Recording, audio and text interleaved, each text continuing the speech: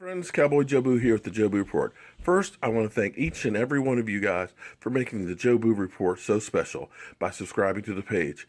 Even you Eagle fan trolls that are out there. I know you guys will be crawling it back up underneath the rock as soon as Carson Wentz goes down, and that may start this Sunday against the Pittsburgh Steelers. But anyway, let's talk about Dak Prescott. Today, on First Take, the question is Dak Prescott the real deal? Let's check it out. On the ground, his rush TD was the first by a Cowboy quarterback in 4 years, and his 75 passes are the most in a player's first 2 games in NFL history without an interception. The previous mark was held by Warren Moon for the Oilers 32 years ago. Stephen A., is Dak the real deal?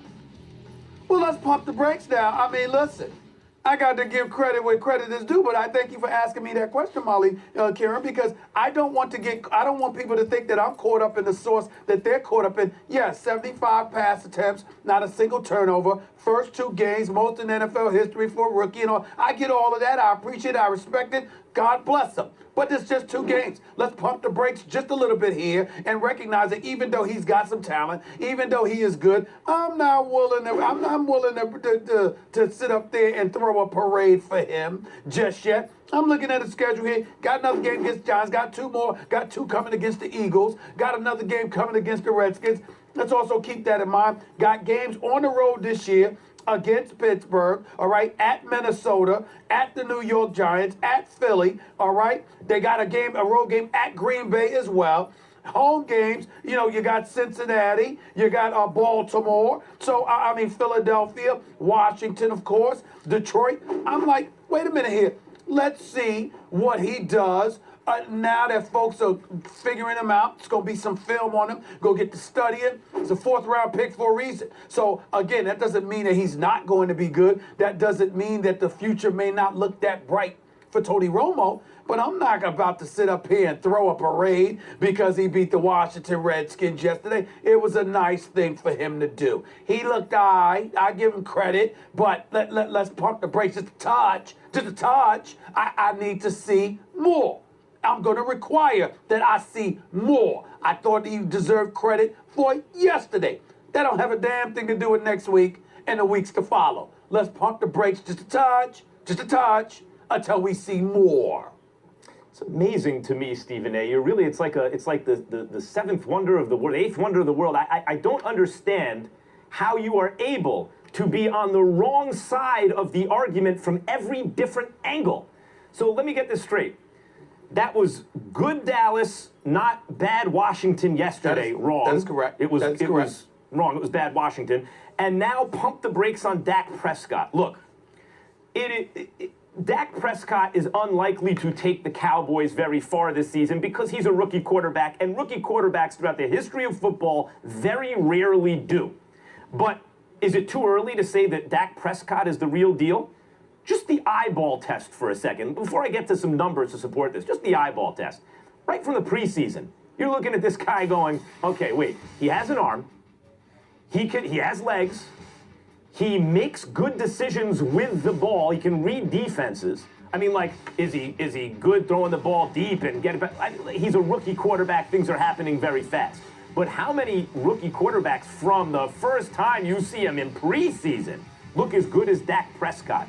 He has been roundly, almost universally praised since his first preseason appearance by everyone, by former legends, by his teammates, by analytics guys who look at him and go, no, that's the real deal. You can look sometimes at a guy like, for example, we were talking about Kirk Cousins. Can you say this guy's a bum? No. But is the jury still out on him? Absolutely. He has not shown consistently that he is a franchise quarterback, so there's a question mark. You can take a guy recently like Geno Smith. You can watch him early on and go, no, it's just not quite. It ain't going to happen for this guy. You can tell sometimes. You look at Dak Prescott and you think, yep, that's a franchise quarterback. The eyeball test says yes, he is missing nothing so far. And you pointed out his excellent stats. Yes, did you point out that he's 11th in total QBR this season? That's ahead of guys like Aaron Rodgers, Cam Newton, Drew Brees. Is it very early? Of course. Will he stay ahead of those guys all season? Probably not. Will he lead the Cowboys to the playoffs? doubtful. But is it too early to say that that kid is the real deal? The only reason I make those comments I just made that it's not going to happen is that he's a rookie. That's it. Ben, rookies basically don't do it. Almost never. Very rarely. But Dak Prescott is absolutely the real deal. You can't tell that by watching him? Well, first of all, as inclined as I am to defer to you when it comes to the eye test, considering those big beady eyes of yours, which is as conspicuous as my receding hairline, I'm going to refrain from doing so this morning because let me tell you something right now. We are talking about the Dallas Cowboys here. I get what you're saying about Dak Prescott and talk about the eyeball test and all. Fine, but I'm thinking about the history of the Dallas Cowboys since those years they've won Super Bowl. I'm thinking about how pathetic this franchise has been. It's been the only thing consistent about the Dallas Cowboys has been their mediocrity. The aberration has taken place on the rare occasion they actually got into the playoffs, which they did close to nothing with once they got there. That's where I'm at with the Dallas Cowboys. That's where I'm at with Dak Prescott. I'm not questioning Dak Prescott's skill set. I understand that the brother looks like he can play, and he may deserve the benefit of the doubt. But you know what? Des Bryant, when healthy, is an all-pro caliber receiver to me. Got nothing but love for Dez. Didn't stop the Dallas Cowboys from being mediocre. I know their offensive line is stout. Doesn't stop them from being accidents waiting to happen. The Dallas Cowboys have always had talent. So it's one thing to look at Dak Prescott and to talk about him as a talent. It's another thing to imply that somehow, some way, he's going to be able to erase, to omit, to eradicate the level of ineptitude that these guys consistently have put forth throughout the course of 20 plus years of counting. You got an owner, for example. In my mind, he's a Hall of Famer because Jerry Jones is hype machine personified, knows how to make money for the Dallas Cowboys, brings hype to them, gets the headlines, the attention, and all of this other stuff, which is all an owner can do because he can't go out there and play for them. Got the $1 billion playpen, definitely pays his players, etc. Got the nice helicopter now that brings them to practice. How has that worked for them? I'm still not sold. Somehow, some way. The Dallas Cowboys always have somebody you can point to, you can look at and say, that dude is legit.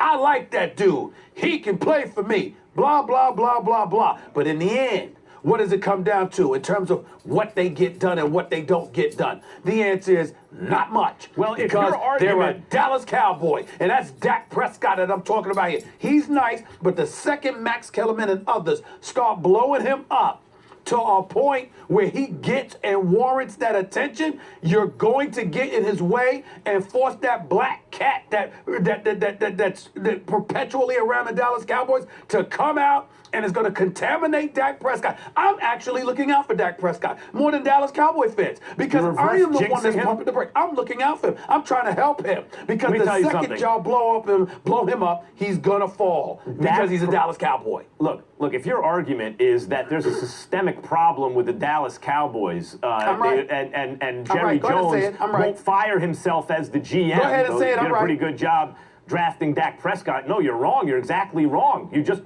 disproved your own argument. If your argument is that Dak Prescott somehow becomes the repository for everything that's wrong with the Dallas Cowboys, you want to put it all on him.